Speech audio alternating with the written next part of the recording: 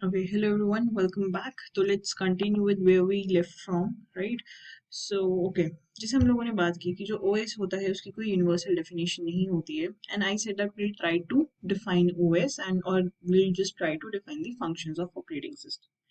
Okay तो अब बात ये है कि हम लोग जो जैसे मैंने बोला कि बहुत डिफरेंट तरीके के ऑपरेटिंग सिस्टम्स होते हैं रियल टाइम ऑपरेटिंग सिस्टम्स होते हैं then you also have related to space related to medical तो इस कोर्स में जो हम ऑपरेटिंग सिस्टम्स पढ़ेंगे they will totally be from the point of view of personal computers ठीक है कि हम लोग जो बेसिकली पर्सनल कंप्यूटर्स हैं उसके ओएस के रिगार्ड्स में हम बात करेंगे ठीक है तो देखो सबसे पहले मैं ये बोलूंगी जो ओएस होता है वो एक सिस्टम सॉफ्टवेयर होता है अब बहुत लोगों को पता होगा कि भी सिस्टम सॉफ्टवेयर क्या होता है but still I just want everything from scratch जो भी ये वीडियो देख रहा है उसको समझ आना चाहिए एक एक लफ्ज ठीक है अब यहाँ पे बात आ रही है सॉफ्टवेयर अब आखिर भाई ये सॉफ्टवेयर क्या चीज होती है राइट यू अब बहुत जगह तुमने ये सोच सुना बहुत होगा but I don't know if everyone is exactly clear about what is a software. So if I talk about that what is a software, we always say that software is nothing but a collection of programs, right? ठीक है अब बात आती कि भाई collection of programs तक तो बात सही है लेकिन अब ये प्रोग्राम्स क्या होते हैं now we say that programs are nothing but they are the set of instructions now programs are also nothing but set of instructions अब what are instruction and yeah people say that program is nothing but set of instructions but I always define program as data plus instructions क्योंकि भाई data के बिना वो instructions करेंगी क्या है ना this is data plus instructions ठीक है and sorry mind the language the sorry not language mind the writing because I don't have pen okay so I'm just writing with the mouse तो हमारे पास जो programmes होता है वो होता है डेटा प्लस इंस्ट्रक्शंस अब इंस्ट्रक्शन क्या होती है और डेटा क्या होता है बहुत ही लेमन लैंग्वेज में बोलूं तो डेटा है कि अच्छा इंस्ट्रक्शन है what to do and data is like on what to do अब जैसे सिंपल सी एग्जांपल लो जैसे सपोजिटली अब मेरा बहुत मन कर रहा है to slap someone now that is an instruction that I have to slap someone अब डेटा विल बी लाइक अब मुझे स्लैप किसको करना है मुझे अपने आप को करना है अपने छोटे यंगर ब्रदर को करना है किसी को भी करना है ठीक है so that is a data so instruction is basically what you want to do data is on what you want to do that लेकिन हम बात करेंगे हमेशा कंप्यूटर के पॉइंट ऑफ व्यू से ठीक है मैं कोई भी सब्जेक्ट है तो उसको इस तरीके से पढ़ाती हूँ कि हम पहले हम अपनी तरफ से कैसे समझेंगे and we'll be able to learn the concept और अंडरस्टैंड द कॉन्सेप्ट जो हमारी एनालॉगी है लेकिन जो कंप्यूटर है वो कैसे समझेगा वो भी तो हमें पता होना जरूरी है तो चलिए अगर हम बात करें इंस्ट्रक्शंस क्या होती है और डेटा क्या होता है एक बहुत ही सिंपल एग्जांपल देती हूँ मैं ठीक है मान लीजिए आपके पास लिखा हुआ है 1 0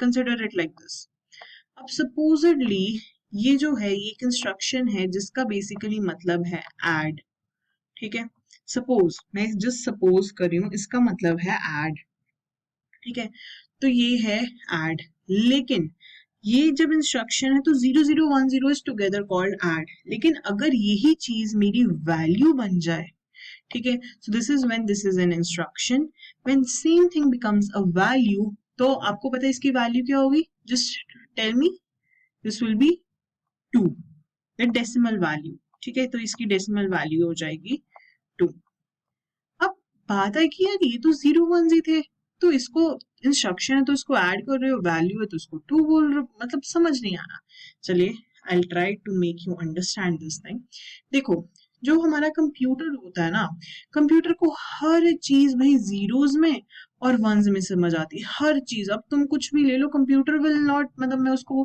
बोलूं हार्डवेयर ओएस A+B उसके लिए ये सब चीजें बिल्कुल फालतू हैं totally useless. It just knows 0 and 1. For example, if I say that didn't make any sense, right? And it's not even a language.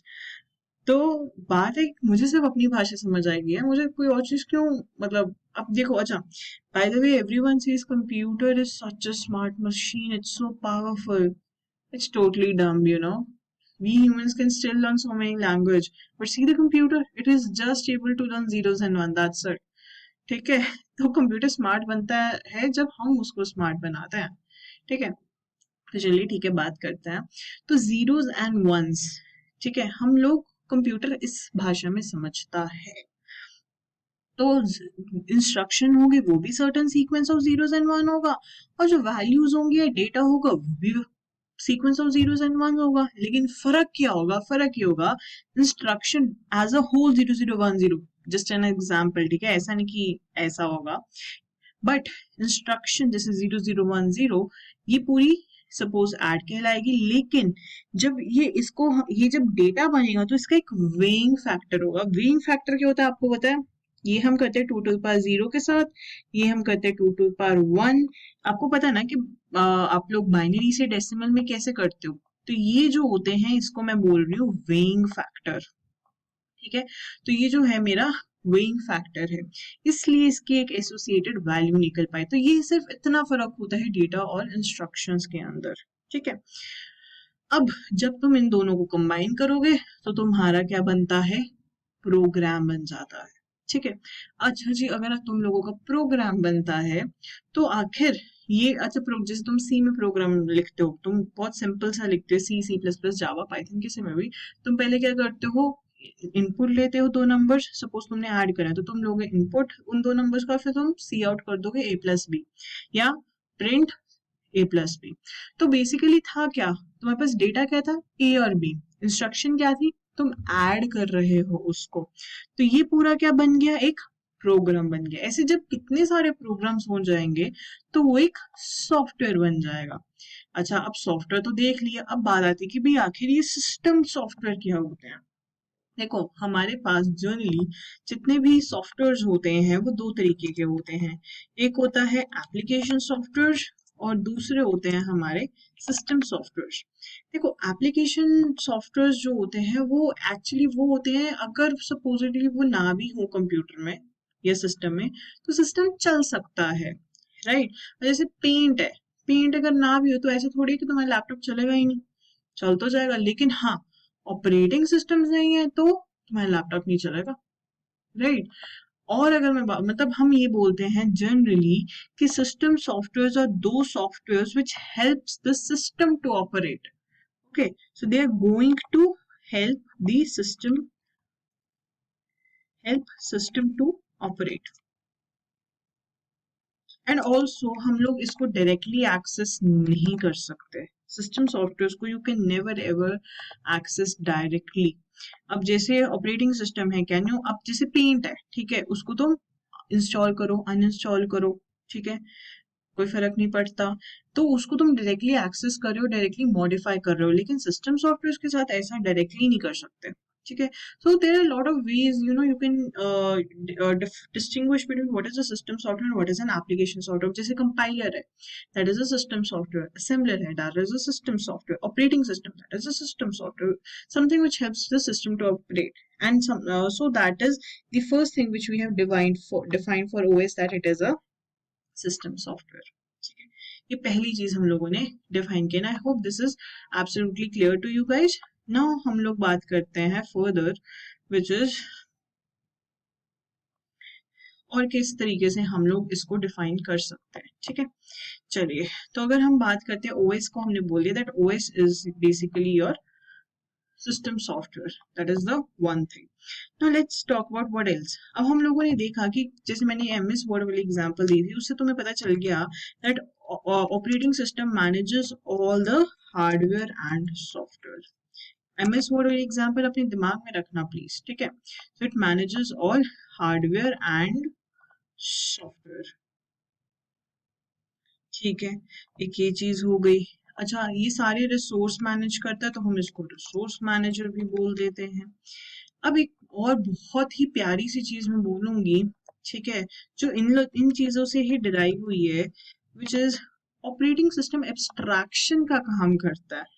अच्छा, अब ये एब्स्ट्रैक्शन क्या चीज होती है? देखो, ये तो तुम्हें समझ आ गया, रिसोर्स मैनेजमेंट तुम्हें समझ आ गया। अब हम बात करते हैं एब्स्ट्रैक्शन के बारे में।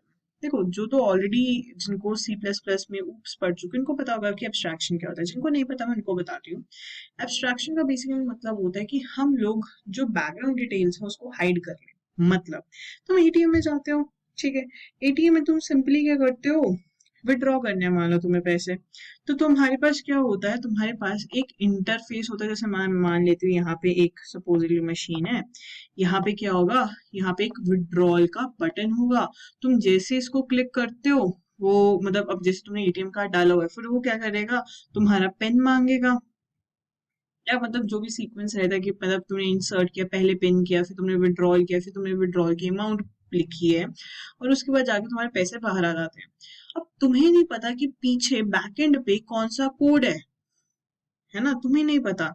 ऐसा तो नहीं है ना कि सब कि कोई इंसान बैठ के वहां पे तुम्हें देख रहा है कि अच्छा ये मतलब साइड पे मतलब सिर्फ एक मशीन लगाई हुई है, लेकिन पीछे से एक इंसान देख रहा है, अच्छा इसका पिन ये है, अच्छा इसने इतनी अमाउंट डाली, तो वो हाथ से पकड़ के पैसे दे, ऐसा नहीं है। एक सॉफ्टवेयर है जो पीछे बैकएंड पे या बैकग्राउंड पे रन हो रहा है, लेकिन हमें तो पता नहीं है वो क्या है। तो यानी कि और हमें जरूरत भी नहीं है, राइट। अब तुम एटीएम मशीन अगर यूज कर रहे हो, so is there a need that you should know the code to avail the facility of ATM?